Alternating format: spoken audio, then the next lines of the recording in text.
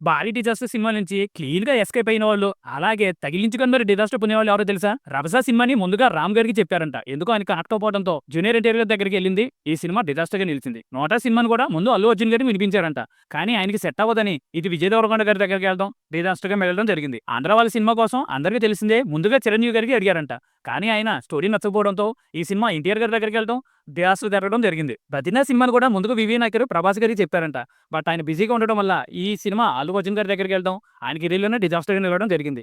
'బ్రహ్మోత్సవం' సినిమాని కూడా ముందుగా జూనియర్ ఎన్టీఆర్ గారి దగ్గరికి తీసుకెళ్లారంట. ఆయన కొన్ని చేంజెస్ చెప్పడంతో ఈ సినిమా ఆయన దగ్గర నుంచి మహేష్ గారికి వెళ్ళడం, ఆయన కెరీర్‌లోని బిగ్గెస్ట్ డిజాస్టర్‌గా నిలవడం జరిగింది. 'లైగర్' సినిమా కూడా ముందుగా ఎన్టీఆర్ గారితో తీద్దాం అనుకున్నారంట. కళ్యాణ్ రామ్ గారు కూడా బాక్సర్ అనే టైటిల్ కొని ఫిక్స్ చేశారు. ఏమైందో తెలియదు కానీ అక్కడి నుంచి అల్లు అర్జున్ గారి దగ్గరికి వెళ్ళడం, ఆయన కూడా ఈ స్టోరీ నచ్చపోవడంతో విజయ్ దేవరకొండ గారి దగ్గరికి వెళ్ళడం ఎపిక్ డిజాస్టర్‌గా నిలిచింది. 'శాకుంతలం' సినిమా కూడా ముందుగా అనుష్క గారిని అనుకున్నారంట.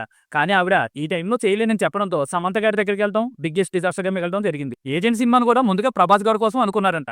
కానీ ఏమైందో తెలియదు కానీ అఖిల్ గారి దగ్గరికి వెళ్ళడం, ఆయన కెరీర్‌ని మార్చేసే సినిమాగా నిలిచిపోయింది 'ఏజెంట్'. 'స్పైడర్' సినిమాను కూడా ముందుగా ఎన్టీఆర్ గారికి చెప్పారంట. కాకపోతే అప్పుడు డైరెక్టర్ గోపిచంద్ మలినేని గారు. ఈ సినిమా కాకపోతే ఆయన చేంజెస్ చెప్పడం వల్ల డైరెక్ట్‌గా మహేష్ బాబు గారి దగ్గరికి వెళ్దాం, ఆయన మురుగదాస్ గారు అయితేనే నేను సినిమా చేస్తానని ఓకే చేశారంట. ఏమైంది? అది కూడా బిగ్గెస్ట్ డిజాస్టర్‌గా నిలిచింది. 'వినయ్ విజయరామ' సినిమా కూడా ముందుగా మహేష్ బాబు గారికి చెప్పారంట. అయినా ఇంత మాస్ అయితే నేను హ్యాండిల్ చేయలేనని ఆయన తప్పుకోగా రామ్ చరణ్ గారి దగ్గరికి వెళ్తాం బిగ్గెస్ట్ డిజాస్టర్‌గా మిగిలిపోయింది ఈ సినిమా.